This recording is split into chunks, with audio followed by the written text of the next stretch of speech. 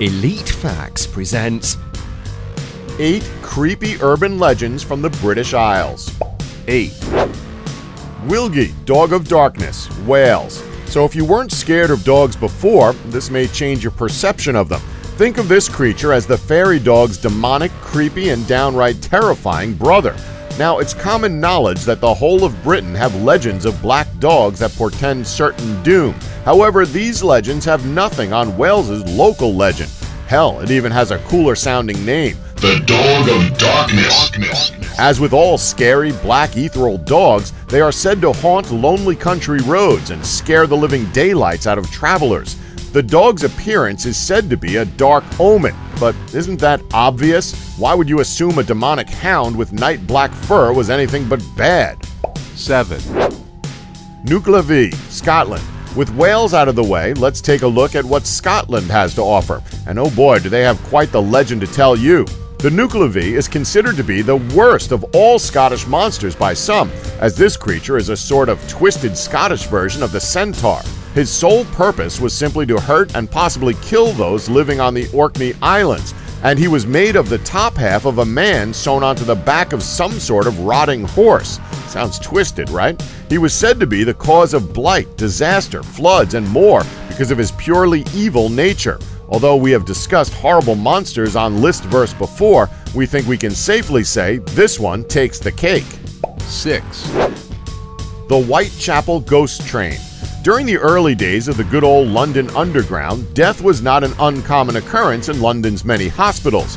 One of the many problems hospitals had were overflowing morgues and nowhere to put the steadily mounting bodies. The Royal London Hospital came up with a solution equal parts genius and grotesque.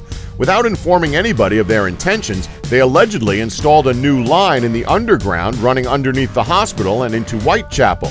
The idea behind this was that they would have a line they could use to ferry human cadavers away from the morgue, to lie unremarked upon in the station's spare ticket office, just meters away from oblivious commuters. As entertaining and fascinating as this story is, it's almost certainly untrue. But hey, it makes for a very intriguing urban legend, one that communicates our fear of death and the unknown as effectively as any number of ghost stories. 5. The Crying Girl, King's Cross Station. Before we go any further, it's probably best to mention that the United Kingdom as a whole has a lot of ghost stories and urban legends centered around railway stations, much like the previously mentioned Whitechapel ghost train. And this myth we're going to talk about now. At roughly 7:30 p.m. on November 18, 1987, someone carelessly dropped a lit match on a King's Cross Station escalator. What followed was a massive fire that completely engulfed the entire ticket office, resulting in the deaths of 31 people, as well as trapping hundreds of people underground. Today, the terrible memories of the fire still linger on in the form of the Crying Girl, a young woman with long brown hair dressed in jeans and a t-shirt. The Crying Girl has been spotted around the station, seemingly inconsolable with grief. It's been reported by passengers themselves that they tried to comfort her only to see her suddenly disappear in the crowd or feel their arms going right through her. Even more creepy, people have heard her sobs when the platforms are empty, and others have smelled smoke curling out from underneath the escalators. This is just freaky. Even though no one has ever gotten a close and clear look at the young girl, it's thought she's one of the fire's victims, her spirit left behind to wait forever on the platform where she died. That being said, crying children often turn up in urban legend, many of which are cautionary tales and may go some way to explaining the King's Cross haunting. 4. The Tulip Staircase Ghost, Greenwich. Way back in 1966, the Reverend R.W. Hardy was on a visit to the Queen's house in Greenwich. While on his visit, he decided to take a picture of the staircase due to how extravagant it was. As he was taking the photo, he almost immediately paused as he felt a strange presence. At the time, he thought no more about it and took the photo. In fact, he didn't think much about that moment at all. That is until he got his photo back from developing. It transpired that the Reverend had accidentally taken one of the most infamous pictures in supernatural history, featuring a mournful hooded figure clinging to the railings of the staircase. It appeared to be impossible, the sort of ghostly picture you couldn't fake. When news of the photograph went public, the British Ghost Club decided to investigate the building themselves. With recording equipment in tow, they headed to the Queen's house to perform a seance. Their records of the evening make for some uniquely disturbing reading. The report of this investigation is as follows. Starting at 10:54 p.m., the team began to make observations. These start off in a fairly boring fashion at first, noting bell rings and stones and whatnot, but as they go on, things start to get spooky. At 11:15 p.m., they record a slightly damp smell, followed by the distant ringing of a bell. Then suddenly, something happens. The handwriting becomes illegible, as if distorted by intense fear. Then it descends into mad scribbles before stopping altogether.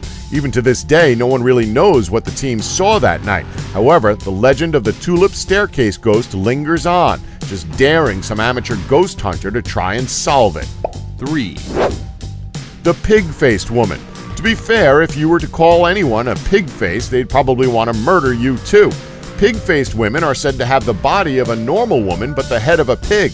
I know, it doesn't sound terrifying at all. It just sounds like Miss Piggy from the Muppets.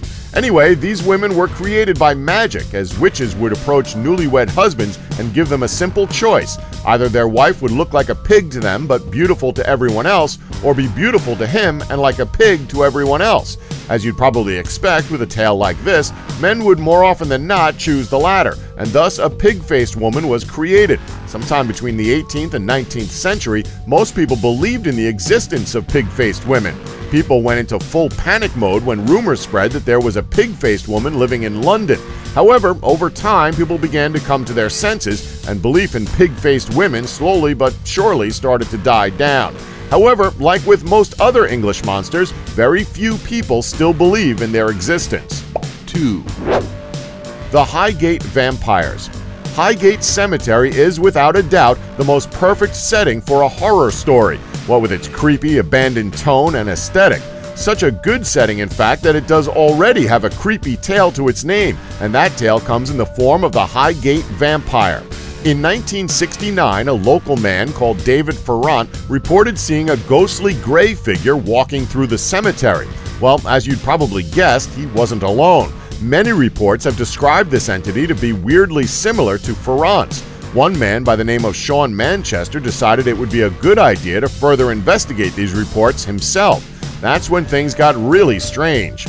Manchester claimed the graveyard was the resting place of a vampire that had to be killed.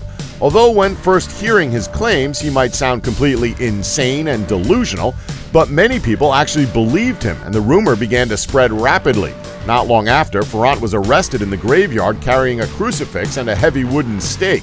Now in a state of panic, locals began to march on the cemetery looking for the vampire. During this period, Manchester states that a girl who was sleepwalking had led him into the graves one night to kill the monster. He and Ferrant became convinced a group of Satanists were using the cemetery to summon demons, one demon of which was the vampire.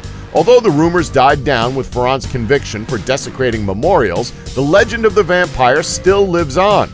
This leaves the questions as to whether or not this legend is real or fake. We may never know. Funny enough, however, this isn't the only graveyard in the United Kingdom to have ties to the creatures of the night. 1, The White Death, Scotland. Let's wrap up this list with another terror from the Highlands of Scotland. This is a story about a little girl in Scotland who hated her life so much that she wanted to destroy every last trace of herself.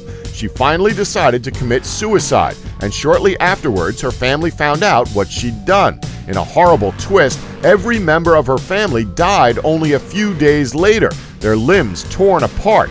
The legend says that when you learn about the White Death, the girl's ghost might come and find you and knock repeatedly on your door. Each knock gets louder till you open the door and she kills you for fear that you'll tell someone else of her existence. Her main goal is to prevent anyone from knowing about her. Like most urban legends, the story is probably nothing more than the wild imagination of a modern Aesop.